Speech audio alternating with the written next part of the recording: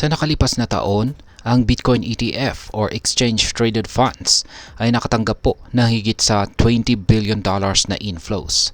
Ibig sabihin, napakaraming pera ang pumasok dito mula sa mga investors.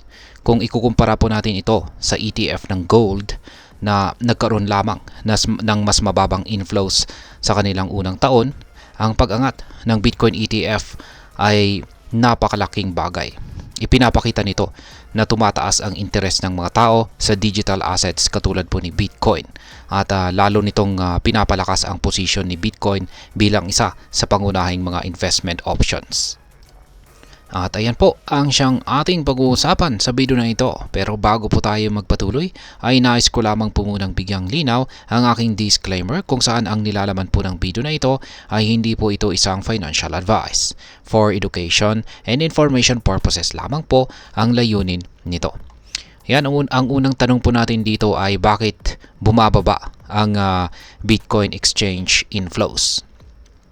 Kahit na malaki ang inflows sa ETF, ang exchange inflows naman ng Bitcoin ay bumagsak ng higit sa 95% sa nakaraang 48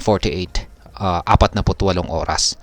Ang ibig sabihin po nito ay mas kaunti ang bilang ng mga tao na naglalagay ng kanilang Bitcoin sa mga exchanges. Sa halip ay pinipili nilang hawakan ang kanilang Bitcoin.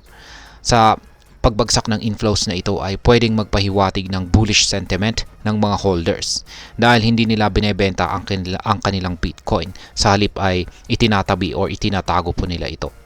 Ngayon ay ano ang ibig sabihin ng equilibrium sa liquidity heat map?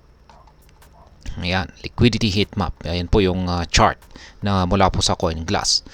Sa pagsusuri po ng liquidity heat map data ay nakita na ang Bitcoin liquidity levels ay nasa balanse.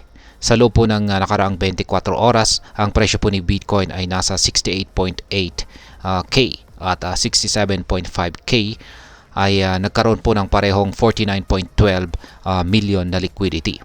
Ibig sabihin nito ay maaring nasa consolidation phase si Bitcoin kung saan ito ay titipon or ito ay nag-accumulate ng sapat na lakas para muling tumaas ang kanyang presyo.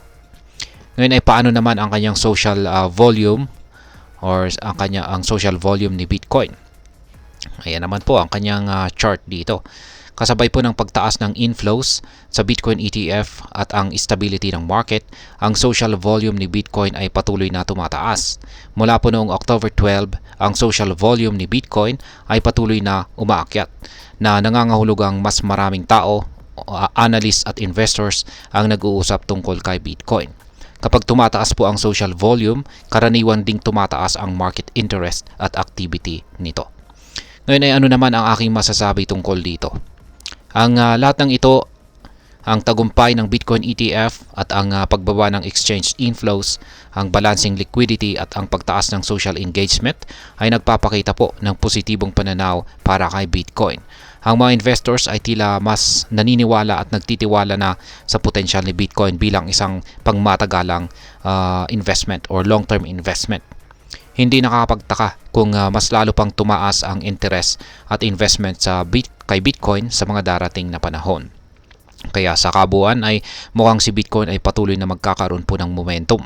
Ang kanyang kasikatan at pagiging mainit na paksa sa usapan at nagpapakita ng kanyang malaking epekto at kahalagahan sa mundo ng finance at investment. Ang datos at trends na ito ay nagbibigay po ng malinaw na indikasyon na si Bitcoin ay hindi lamang po isang pansamantalang fad, kundi isang mahalagang bahagi ng modernong financial landscape. At ayan, hanggang dito na lamang po tayo sa video na ito mga ka-crypto. Sana po ay inyong nagustuhan ang aking paliwanag sa video na ito. Kung inyo po itong nagustuhan, pakiclick lamang po ang like button nito. Para naman po sa mga bago lamang dito, kayo po ay aking inaanyayahan para mag-subscribe.